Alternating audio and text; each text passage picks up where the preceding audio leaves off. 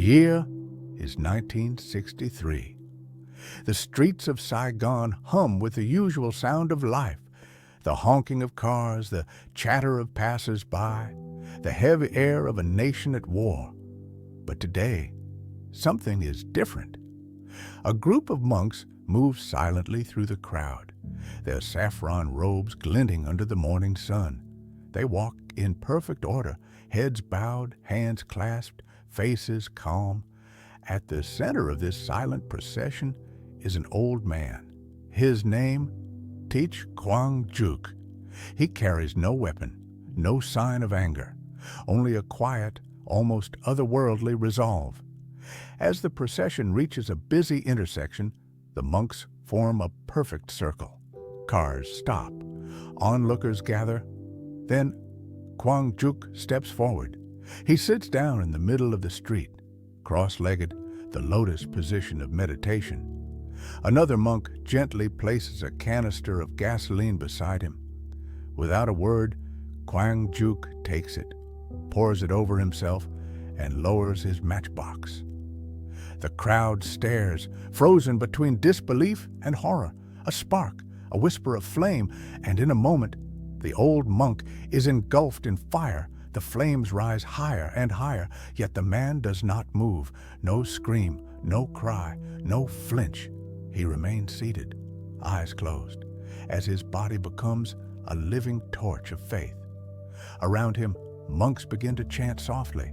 Their voices blend with the roar of fire rising and falling like a hymn. The smell of burning flesh fills the air, and people weep, but still no one dares to move.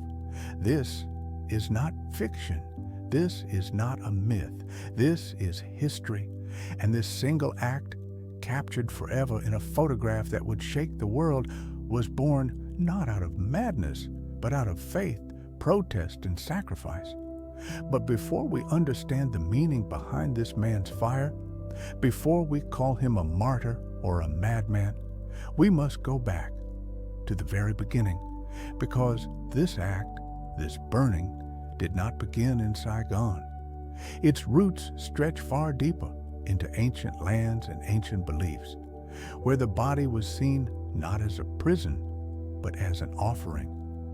Long before the modern world, long before Vietnam became a nation divided by politics and faith, there were monks who believed that fire purified the soul.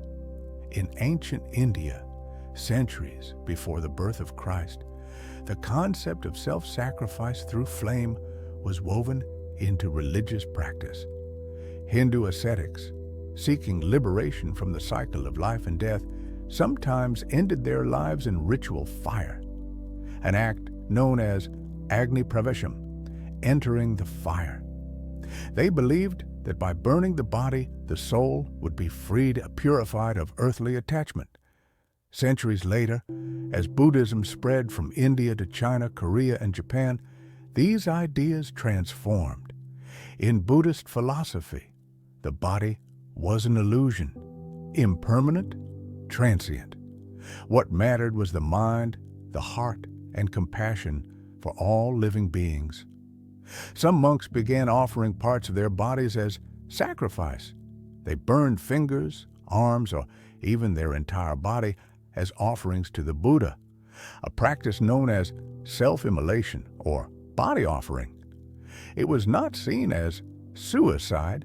It was devotion, the highest form of giving, the ultimate expression of compassion, where one's very flesh became a candle for enlightenment. The Lotus Sutra, one of Buddhism's most revered texts, even speaks of a bodhisattva who burns his own body in offering to the Buddha, illuminating the heavens for 12 years. To the faithful, this was not death. It was transcendence. To outsiders, however, it was madness. And this divide between sacred devotion and unthinkable horror would follow self-immolation across centuries, until it reached the burning streets of Vietnam. By the early 1960s, Vietnam was a nation tearing itself apart. The North was communist. The South was backed by America. And caught between war and politics, were millions of Buddhists, the spiritual backbone of the country. The man in power, President Ngo Dinh Diem, was a devout Catholic, ruling over a population that was nearly 90% Buddhist. Under his rule, Buddhist flags were banned, their temples were raided, their monks were arrested, and their faith, the soul of Vietnam, was slowly being suffocated. On May 8, 1963, in the city of Hue, Buddhists gathered peacefully to celebrate the birthday of the Buddha. They raised their colorful flags in joy. But government troops opened fire on the crowd. 9 people died that day, men, women, and children. That massacre became a turning point. Protests erupted across the nation. Monks and nuns marched in silence, demanding religious equality, but their cries were ignored. Their leaders were mocked, and their faith, once unshakable, began to burn inside them like a growing flame. Among them was an old monk from the province of Can Hoa. His name, Thich Quang Duc. Quang Duc had lived his life in service of peace. Born in 1897, he had spent over 4 decades teaching, building temples, and spreading compassion. He was calm, patient, and deeply spiritual. But as the oppression deepened, he began to feel the weight of the suffering around him. Every temple raided, every monk beaten, every prayer silenced. He once told his fellow monks, "I will burn myself to show that what we are asking for is of the utmost importance, to let the world see the suffering of Buddhists in Vietnam." To him, fire was not destruction, it was revelation, a way to pierce through the silence of the world and awaken conscience. And so, on the morning of June 11th, 1963, he climbed into a small blue Austin car with 2 other monks. In the trunk, a 5-gallon can of gasoline. They drove quietly through Saigon until they reached a busy intersection, Phan Dinh Phung Boulevard. The monks stepped out, placed a small cushion on the asphalt, and the old man sat down upon it. A circle of monks formed around him, chanting softly. Then he lit the match. Witnesses say that time itself seemed to stop. The flames rose high, and for nearly 10 minutes, Thich Quang Duc sat motionless, his back straight, his expression calm. Journalist Malcolm Brown captured the scene on camera. The photograph would later win a Pulitzer Prize. But more than that, it would ignite the conscience of the world. President John F. Kennedy, upon seeing the image, said, "No news picture in history has generated so much emotion around the world as that one." The act shocked the international community. It forced the world to look at Vietnam, not as a distant war zone, but as a place where human faith was being crushed under politics. Even Diem's own government was shaken. His sister-in-law, the infamous Madame Nhu, mocked the act, calling it a barbecue. Her words only fueled global outrage. But to the Buddhists of Vietnam, the burning was sacred. When Quang Duc's body was cremated, his heart did not burn. It remained intact, a miracle, they said, and was later enshrined as a holy relic at the Sa Loi Pagoda. The monk had become a symbol of compassion through suffering, a bodhisattva of flame. After that day, more monks followed. Thich Quang Huang in August 1963. Thich Nhu Thanh Quang, a nun, burned herself in November. Others across Vietnam joined, one after another, their flames lighting up the darkness of oppression. The fire became both a protest and a prayer, a desperate attempt to awaken humanity. And slowly, the world began to listen. The American-backed Diem regime fell within months, but the flames had already carved their mark in history, an image that would forever symbolize the power of faith against tyranny. Decades later, the same act resurfaced, this time in the cold, silent mountains of Tibet.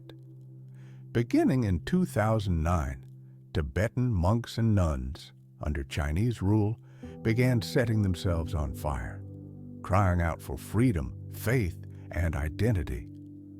Their chants echoed the same words that Quang Duc once whispered before his death: "Greater than let my body be the lamp that lights the path for others." To this day, more than 100 Tibetans have burned themselves in protest, carrying forward the same ancient belief that fire reveals truth, even when words fail. To the Western world, the image of a burning monk is unbearable. It challenges everything we know about life, survival, and fear. To the Buddhist, however, it is not death. It is the ultimate teaching. Thich Nhat Hanh, the monk who explained Quang Duc's act to the West, wrote, "To burn oneself by fire is to prove that what one is saying is of the utmost importance. It is not suicide. It is an act of love and compassion."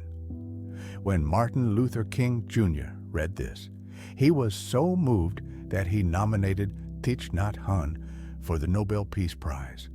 Through the eyes of faith, the fire was not an end. It was illumination.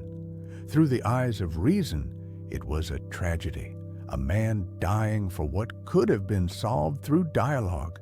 But the truth lies somewhere in between, in that place where pain becomes purpose and silence becomes a scream the world cannot ignore. More than 60 years have passed since that morning in Saigon. The photograph of Thich Quang Duc still circulates in classrooms, museums, and documentaries. It remains one of the most haunting testaments to human conviction ever recorded. He did not burn out of despair. He burned out of hope. The hope that his suffering might awaken compassion in others. And in many ways, it did. His act became a mirror, reflecting both the cruelty of oppression and the boundless strength of belief. To this day, Buddhists around the world remember him not as a victim, but as a living flame of mercy, the monk who showed the world that sometimes the loudest cry is silence, that sometimes faith burns brighter than fear. They say fire consumes, but not all flames destroy. Some reveal, some purify, some awaken the sleeping hearts of men. In 1963, one man's flame burned so brightly that it pierced through politics, borders, and time itself.